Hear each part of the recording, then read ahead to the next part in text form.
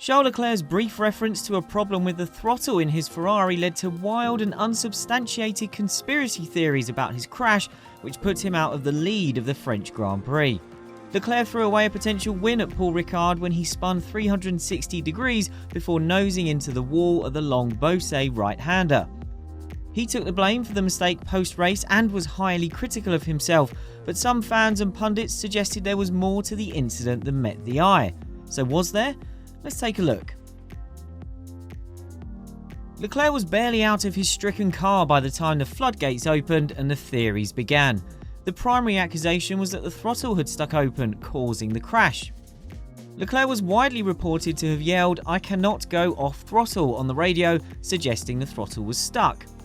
That seemed to be supported by a message from his race engineer of "now it's 0%, which was broadcast on the world feed, but oddly was not audible from Leclerc's onboard footage and audio channel. There were also claims Leclerc was too quick to take the blame and may even have done so because he accidentally left his radio on and disclosed the throttle problem by mistake. So what do we think? Well, as much as we'd love there to be a massive cover-up at play here so we could tear it apart, unfortunately none of these claims hold up to scrutiny. Not only is there no evidence to support them, but all the available evidence actually dismisses the claims. First of all, the Leclerc radio message appears to have been misheard. Leclerc actually said, "I cannot go on throttle." That related to a problem likely caused by the crash, whereby the car was not producing enough torque on throttle to haul itself out of the barriers in reverse gear. And Ferrari team boss Mattia Binotto confirmed this was the case when we asked him about accusations of a possible throttle issue. He made clear there wasn't a problem like that, and the radio we heard was just relating to the strategy required to get the car moving again in that scenario. Once Leclerc's car had come to a stop, he was stationary with the engine running for several seconds. This is when he was trying to reverse out. He then switched the car off and fired it up again, straightening the wheel as well to try once more. His throttle application was audible, but again it was futile. After that, Leclerc switched the car off, removed his steering wheel and exited the car, remonstrating furiously over his mistake. He did admit that he had left his radio on by mistake, but that was a reference to the almost haunting scream of anguish we heard, rather than any suggestion that the watching world had heard anything top secret about the crash or the state of Leclerc's car. Yes, he was angry, but with himself. He took full responsibility, even when we asked him to explain his futile attempted recovery. As he put it so bluntly himself, "I need to not put cars in the wall and then they'll work better." So although we have pretty emphatically debunked the stuck throttle theory, there is one more suggestion within it that we should clear up. It was claimed that this was a recurrence of the throttle issue Leclerc suffered late in the Austrian Grand Prix 2 weeks ago, meaning Ferrari had clearly failed to fix that properly. Leclerc had an inconsistent issue there at the Red Bull Ring, with the throttle getting partially stuck open in corners where he managed to hold on to win the race. That was a sticking component that Ferrari says it responded to with actions to avoid it for the future, and it has categorically ruled out it recurring in France. So apologies to the conspiracy theorists, but this is as cut and dried as it looked when Leclerc instantly took the blame.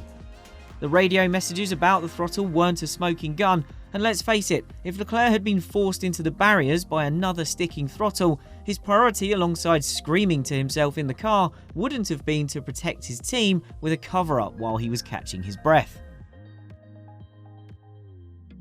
So we've established this was a mistake by Leclerc, and a very costly one. Leclerc and Ferrari believe he'd have won the race, so in their eyes that's 25 points thrown away.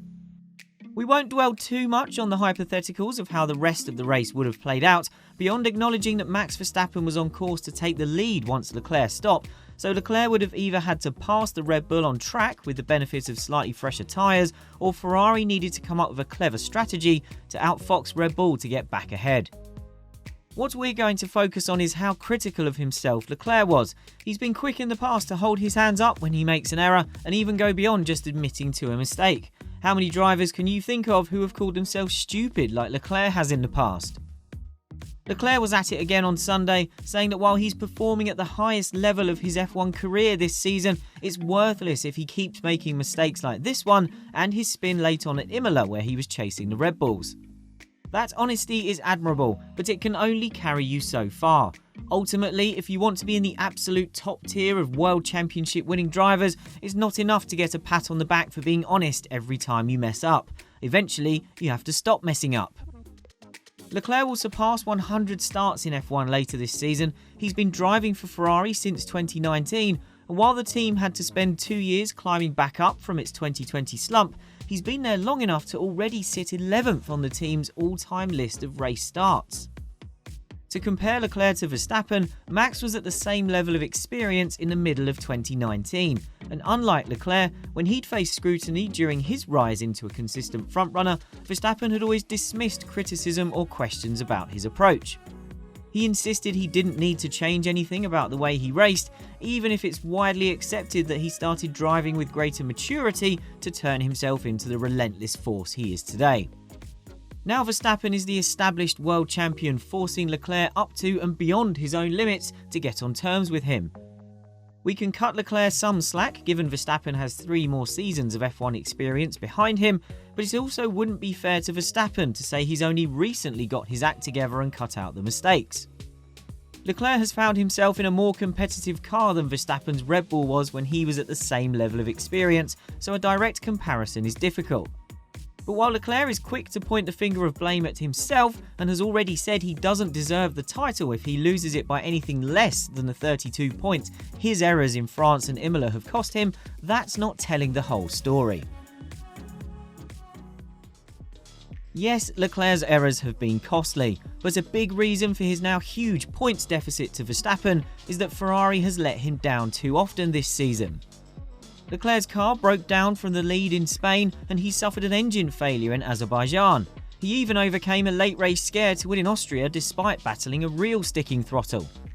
The Ferrari pit wall hasn't been flawless either, with questionable strategy calls proving costly in Monaco and at Silverstone. The simple fact is that so far in 2022, the combination of Leclerc and Ferrari has thrown away too many points to offer a genuine title threat to Verstappen and Red Bull, which had to work so hard to get on terms with the previously dominant pairing of Lewis Hamilton and Mercedes. The size of that challenge means the Verstappen-Red Bull combination is now an incredibly sharp operation that is unlikely to leave many scraps on the table over the second half of this season. Ferrari can point to how fast its car is, and it can declare with as much confidence as it likes that it would have won the French Grand Prix, and it sees no reason why it can't score a 1-2 next time out in Hungary. But it's not given its drivers a reliable enough package so far this year. Could that be part of the reason for Leclerc's mistake in France? He went into the race at Paul Ricard 38 points behind Verstappen, and at that point only a handful of those points lost were his fault.